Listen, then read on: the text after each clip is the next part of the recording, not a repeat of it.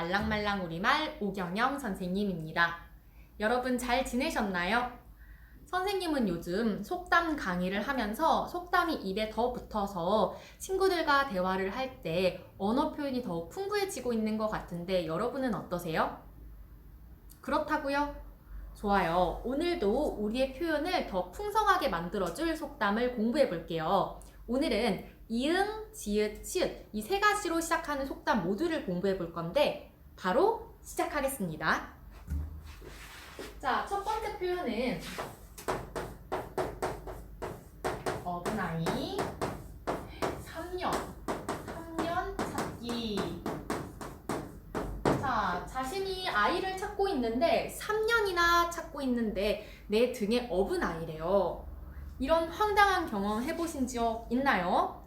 비슷하게 핸드폰을 손에 쥐고 있으면서 자꾸 찾을 때, 리모컨을 주머니에 넣고 나서 리모컨을 찾을 때, 내 몸에 지녔거나 또는 내 가까이에 있는데 그걸 까맣게 잊고 자꾸 엄한 데서 이렇게 찾아 헤맬 때 어른아이 3년 찾는 경우다 라고 표현을 합니다. 조금 황당하고 웃긴 상황이네요. 다음 표현으로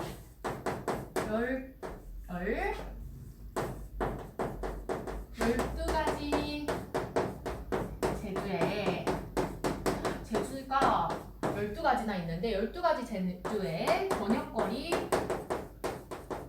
저녁거리가 풍성할 줄 알았는데 없다네요. 사람은 누구나 이 제주, 자신이 가진 능력으로 돈을 벌어서 저녁 식사, 밥을 해결을 하는데 12가지 제주나 있는 사람이 왜 저녁을 살 그런 돈, 재력이 없을까요? 여러 가지 뜻이 있습니다. 12가지 제주가 많은데 아주 얕게 있어서 써먹지 못하는 경우나 또는 제주가 너무 많아서 뭘 선택을 할 수가 없어서 오히려 더 독이 되는 경우죠. 그래서 한 가지의 제주를 가지고 있는 사람보다 12가지의 제주를 가진 사람이 오히려 더 성공하기 어렵다. 이런 뜻의 표현입니다. 이런 속담이 있는데 그 속담이 무조건 진리는 아니니까요. 이런 속담이 있구나 정도만 생각하시면 좋을 것 같습니다. 자, 다음 표현 바로 이어서 볼게요.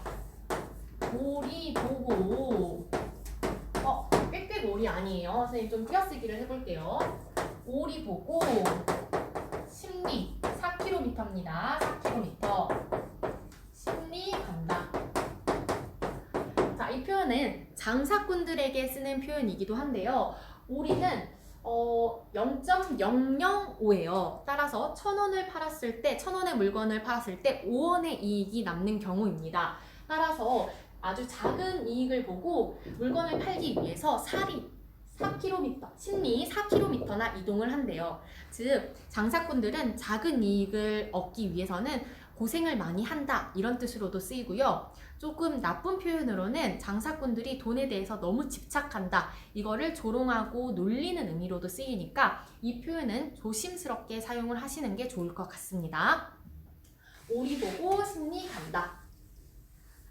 바로 다음 표현 우물에 가서 바로 뭘 찾아요? 숭늉 찾는다. 자, 우물 가서 물을 깃고 그리고 밥을 먹은 다음에 이제 거기다가 다시 한번 물을 끓여야 숭늉, 누룽지가 나오는 건데 우물에 가자마자 아우 배고파, 숭늉 어딨어? 라고 하면 너무 성급하죠. 일의 순서를 모르고 바로 성급하게 달려들 때 우물가에 가서 바로 숭늉을 찾으면 어떡해? 라고 표현을 합니다. 쉬운 표현이었어요. 그 다음 원숭이 이 잡아먹듯. 자, 이 표현은요, 원숭이가 이를 이렇게 잡을 때 보면 굉장히 꼼꼼하고 이렇게 자세히 살펴봅니다. 어떤 일을 할 때 꼼꼼하게 할 때 원숭이 이 잡아먹듯이라고 표현을 하고요. 또는 실제로 원숭이는 이 일을 잡아먹고 있지 않다고 해요. 그래서 그 사람이 뭔가를 하고 있는데 하는 척만 하고 실제로는 그렇지 않는 경우 원숭이 이 잡아먹듯이라고 표현을 합니다.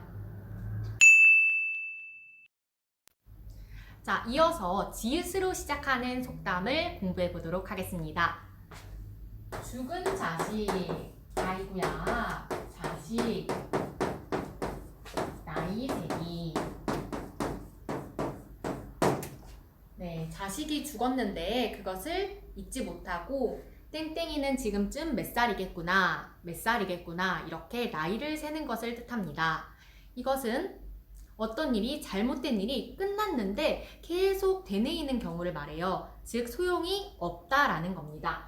소용이 없을 때 죽은 자식 나이 세기라는 표현을 씁니다. 잘못된 일을 계속 되뇌이는 것이 소용이 없다라는 표현입니다. 자, 다음으로 지네 발에 싱싱 낀다. 지네 발에. 자, 신에는 발이 얼마나 많나요? 근데 신을 신긴대요. 신기기. 여러분, 기네스북에 등재된 최대 진의 다리수가 364개라고 해요. 얼마나 많은데 그걸 일일이 다 신을 신기고 있대요. 굉장히 고생스럽고 수고가 많다라는 뜻이고요. 특히 자식이 많은 사람이 자식을 기르는 게 어렵고 노고가 크다. 이런 뜻으로 진의 말에 신신기기라는 표현을 씁니다. 좋아요. 다음 치읓으로 시작하는 속담 해볼게요. 책력 보며 밥 먹는다. 자, 책력은 달력을 뜻하는데 그걸 보면서 밥을 먹는데요. 왜요?